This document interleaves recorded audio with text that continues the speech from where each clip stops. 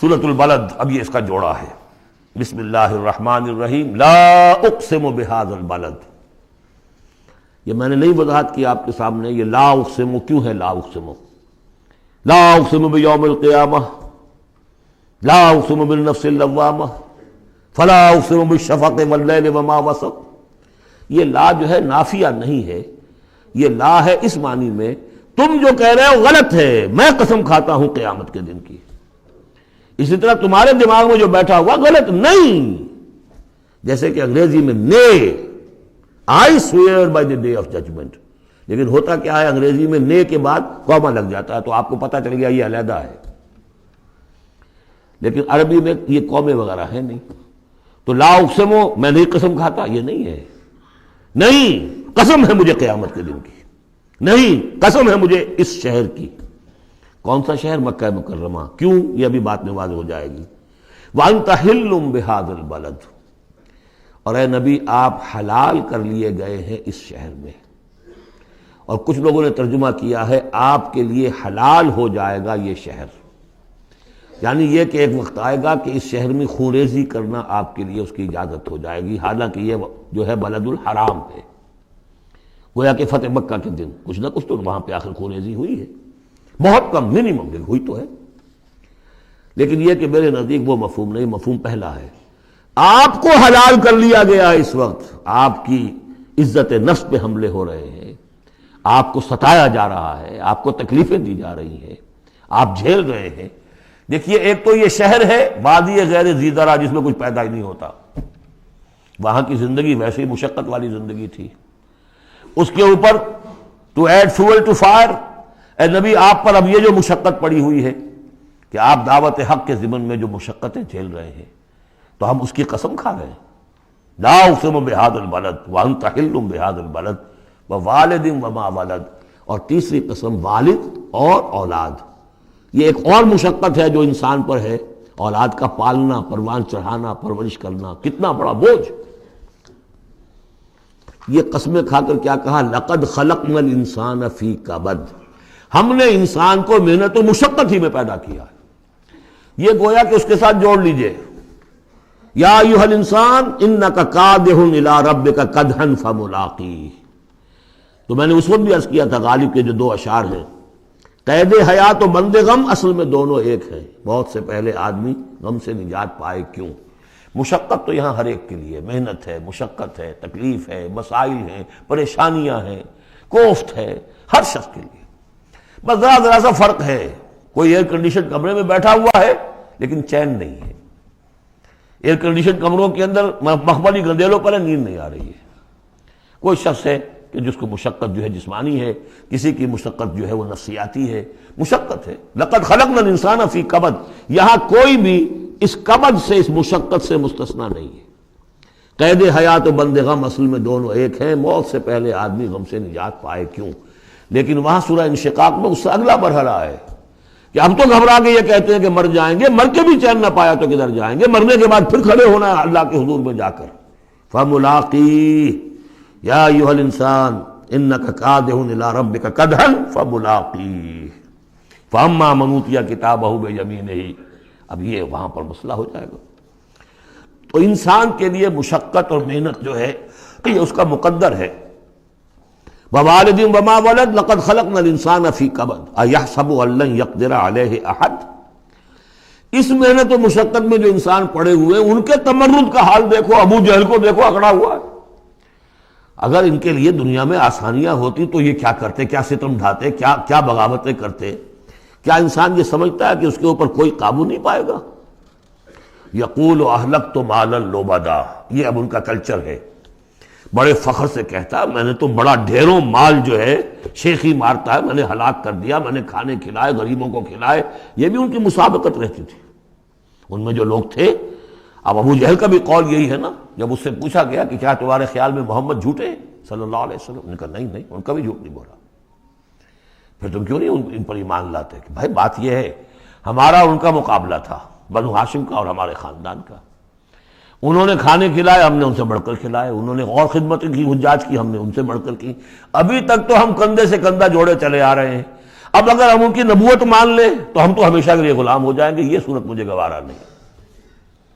Give the devil his due، اس نے بالکل صحیح بات کہہ دی، جھوٹا میں نہیں سمجھتا محمد کو صلی اللہ علیہ وسلم۔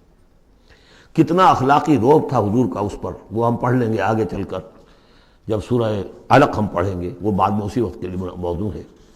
تو وہ شیخی مارتے تھے، میں نے اتنا مال ہلاک کر دیا، اتنا خرچ کیا، اتنا غریبوں میں لٹایا۔ اَيَحْسَبُ أَن لَّمْ يَرَهُ أَحَدٌ، کیا اس کا گمان ہے اسے کسی نے دیکھا نہیں ہے؟ اگر تو واقعتاً اس نے نیکی کی تھی تو جس کے لیے نیکی کی تھی اس نے تو دیکھ لیا ہے، بیان کیوں کر رہا ہے؟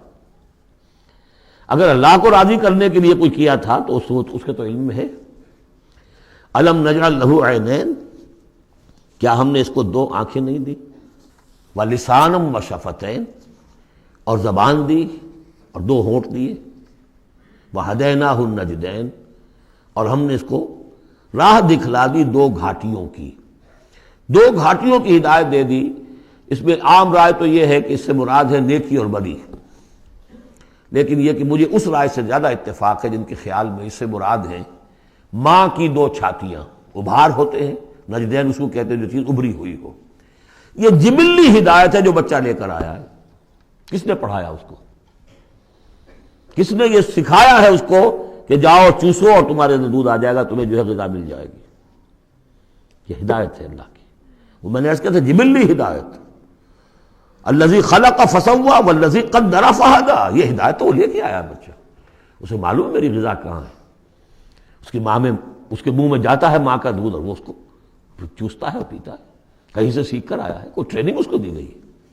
وَهَدَيْنَاهُ النَّجْدَيْنِ، بہرحال دونوں معنی آپ ذہن میں رکھیے۔ فَلَقْتَحَمَ الْعَقَبَةَ، لیکن وہ گھاٹی کو عبور نہ کر سکا۔ گھاٹی کون سی ہے بھائی؟ وَمَا أَدْرَاكَ مَا الْعَقَبَةُ، جانتے ہو وہ گھاٹی کون سی ہے؟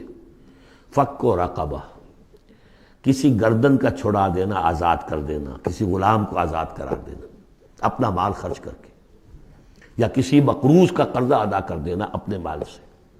او اطعام فی یوم ذی مسغبہ، یا کھانا کھلا دینا بھوک کے دن جبکہ اپنے بھی لالے پڑے ہوئے ہوں، قحط کا عالم ہو، اور آدمی کو نظر آ رہا ہو کہ میرا اپنا سٹور بھی جو ہے گندم کا ختم ہو رہا ہے، پھر بھی کھانا کھلائے بھوکے کو۔ یتیماً ذا مقربۃ، اس یتیم کو کہ جو قرابت دار بھی ہے، بھتیجا ہے، بھانجا ہے۔ او مسکیناً ذا متربہ، یا وہ محتاج جو مٹی میں رل رہا ہے۔ ثم کان من الذین آمنوا وتواصوا بالصبر وتواصوا بالمرحمہ۔ دیکھیے یہ ہے وہ فلسفہ جو سورہ حدید میں آیا تھا، اب اچھی طرح سمجھ لیجئے۔ اس میں سے انسان کا اس گھاٹی میں سے نکل جائے گا تو آگے رستہ صاف ہے۔ وہ اصل جو بریک لگا ہوا ہے وہ مال کی محبت کا ہے، اس کو کھولو گے پھر گاڑی چلاؤ، چلے گی گاڑی۔ جس کے دل میں یہ مال کی محبت ہے، جو مال کو خرچ نہیں کر سکتا کسی بھی ضرورت مند کے اوپر، کسی ادائے حقوق کے اندر، اب وہ شخص جو ہے وہ تو گویا کہ اس گھاٹی سے نکلا ہی نہیں، اسے ایمان کی کہاں نعمت میسر آئے گی، ایمان لے بھی آئے گا اس حال میں تو منافق ہوگا۔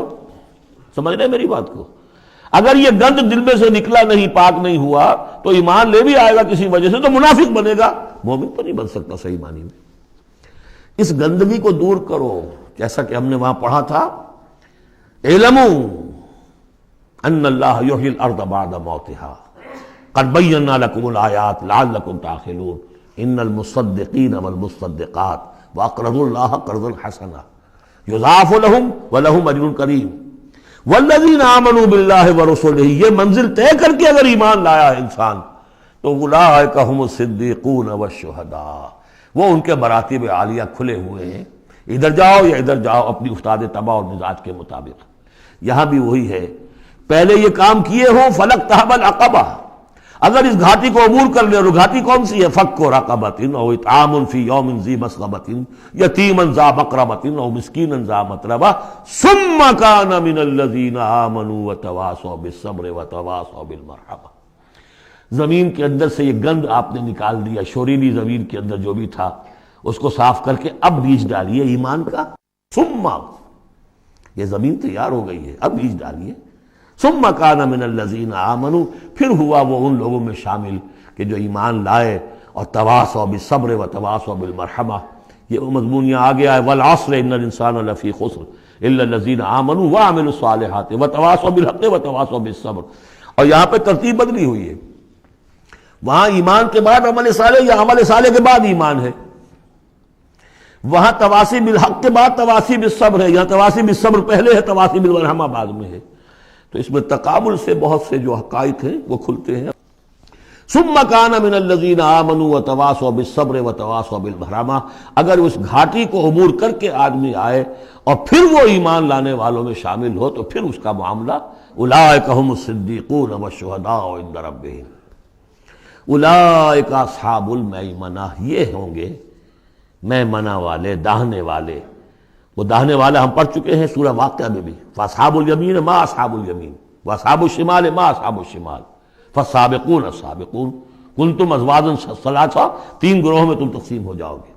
پھر یہ بھی ہو سکتا ہے ان کو جو اعمال نامے دیے جائیں گے داہنے ہاتھ میں دیے جائیں گے، ان کو جو اعمال نامے تھمائے جائیں گے وہ بائیں ہاتھ میں تھمائے جائیں گے. اولئک اصحاب المیمنہ. ویسے یمن کا لفظ آتا ہے خوش بختی کے لیے، تو یہ خوش بخت لوگ ہیں، یہ کامیاب ہو گئے، یہ رشد اور سعادت کی منزلوں کو پا گئے، یہ فوز اور فلاح تک پہنچ گئے. والذین کفروا بآیاتنا. اور جو لوگ ہماری آیات کا انکار کریں گے، ہم اصحاب المشأمہ، وہ ہوں گے کم بختی والے. علیہم نار موصدہ، ان پر آگ بند کر دی جائے گی. یعنی ایک وہ ہے آگ کہ جس کا باہر نکل رہے ہیں، لپٹیں نکل رہی ہیں، ایک یہ کہ بند کر دیا جائے تو ساری حرارت اندر ہی اندر رہے، گویا کہ جسے دم پخت کہتے ہیں آپ، پوری کی پوری جو ہے ان کے اوپر آگ موند دی جائے گی. علیہم نار موصدہ. اللہ تعالی ہمیں اس سے بچائے اور ہمیں اللہ تعالی اپنی شان غفاری اور شان رحیمی کی طفیل ہمیں اصحاب جنت میں داخل فرمائے.